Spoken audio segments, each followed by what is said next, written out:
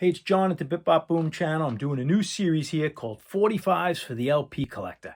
And we're going to discuss some really important or really cool 45 singles.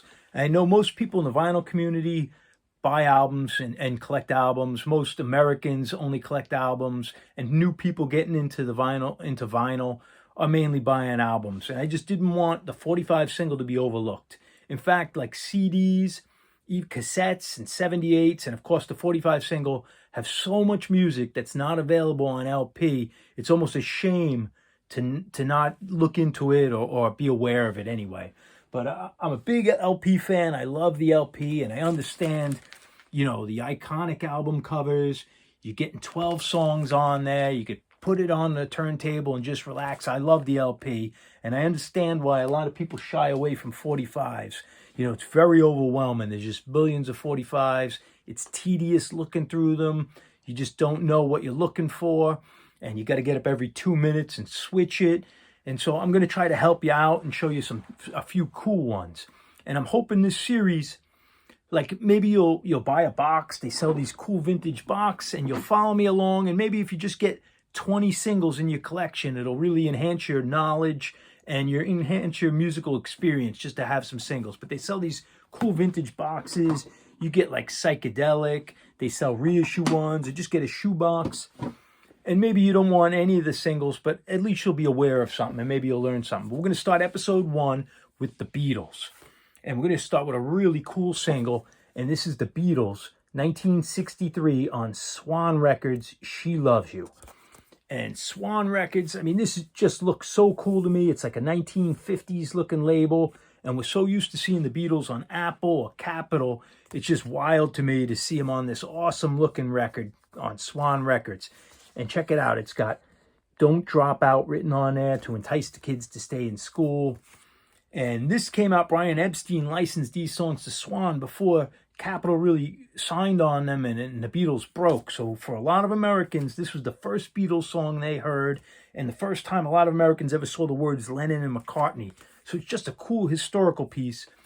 But my favorite part about this single is the B-side, "I'll Get You," which is one of the most overlooked of the early Beatles tunes. I think it's just a great, well-written song.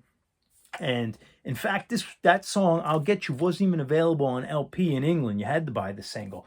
But in America, it was released on the Beatles' second album. But the thing about this, it was released in fake stereo. It added an echo and reverb on it. And it just sounds... it sounds fake, but it just doesn't have the capture of that punchy, authentic mono sound of this, which came directly off the master tapes.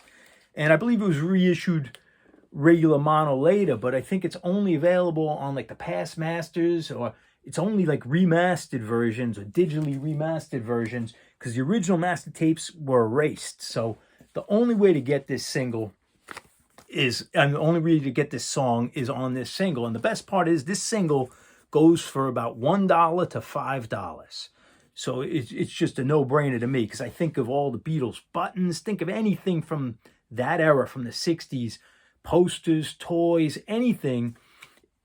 Even the new magazines, the anniversary magazines that come out by the cash registers, you see, this is still the cheapest piece of Beatles memorabilia you could get, even if you just want to hang it on your wall.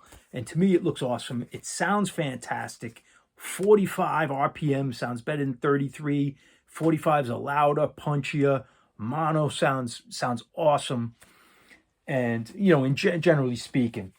And it's just a no-brainer. And they were on Swan Records. And I'll tell you about Swan a little bit. It was a label out of Philadelphia. Started in the late 50s, ended in the late 60s.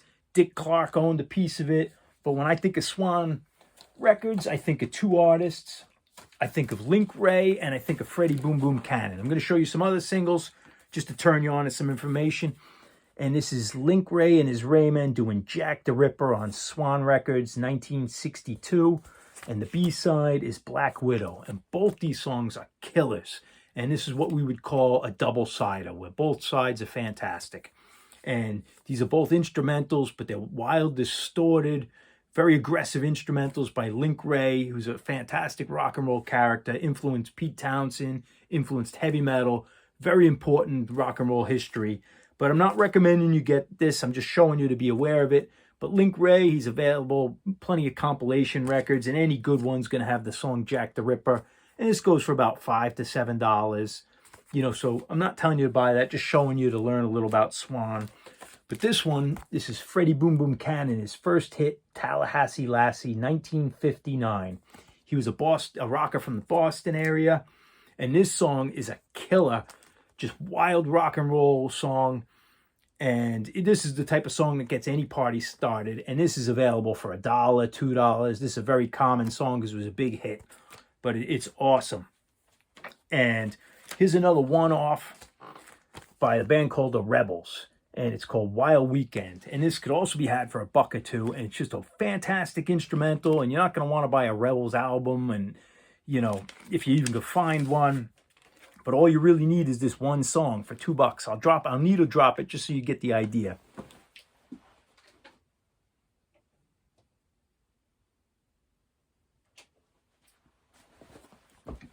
But the cool thing about the single is a lot of LPs only have 1 or 2 good songs, whereas if you get a single, this is the band's best song at that time in a 2-minute format. So whether the song is good or not, it's always that band's best song. And here's another, I'll Get You, She Loves You. This is the one without the Don't Drop Out. These are readily available. You could get this shipped to your house right now off Discogs for $7. But I suggest if you buy an LP, check the seller. If you buy it off eBay or Discogs, check the seller to see if they have any singles, and you add them on for free shipping for a couple of bucks. Worth taking a chance. But anyway, while this is playing, I want to do a shout out. Before there was the vinyl community and the internet, to learn about music, we had to talk to older people at record stores, talk to other kids, or we had to get Goldmine magazine. And I used to have boxes of Goldmine magazines. This one's from like 20-something years ago. I still have some, but Goldmine is still going. And one of our fellow vinyl community members, Tone Scott, now writes for Goldmine. He did an excellent article on the vinyl community, available online, Goldmine. And I'm going to leave a link to Tone Scott's channel. He's an awesome guy, great channel. And I'm going to leave a link to that article, which is worth reading. Let me turn this down. Well, anyway, so that's about all I want to say, but I'm going to continue this series and show you some really cool singles. I'm going to go through the years, so I'm not just going to do like 50 stuff or 60 stuff. I'm going to show you cool rock and roll singles that are worth owning, hopefully, for pretty cheap money, just to enhance your collection. And hopefully you'll get something out of this or just learn something. But cheers, everybody.